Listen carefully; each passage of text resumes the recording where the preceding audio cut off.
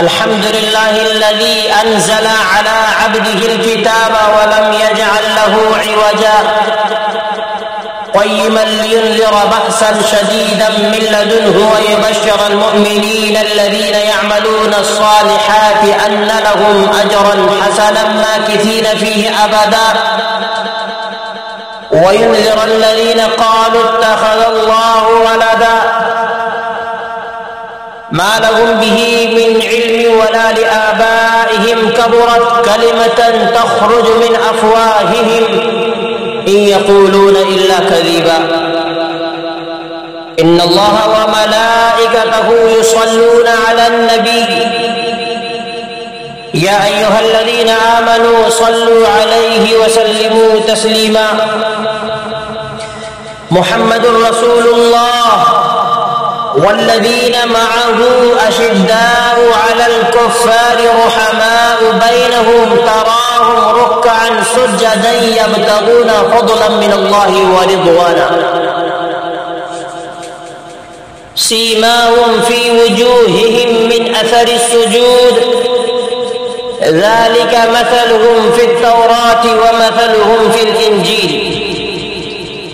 كزرع أخرج شطأه فآزره فاستغلظ فاستوى على سوقه يعجب الزراع ليغيظ بهم الكفار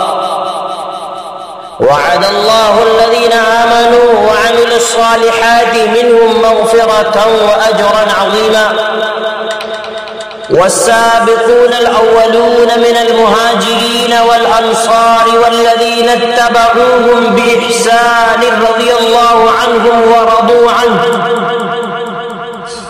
وأعد لهم جنات تجري من تحتها الأنهار خالدين فيها أبدا إنما يريد الله ليذهب عنكم الرجس أهل البيت ويطهركم تطهيرا ربنا اغفر لنا ولإخواننا الذين سبقونا بالإيمان ولا تجعل في قلوبنا غلا للذين آمنوا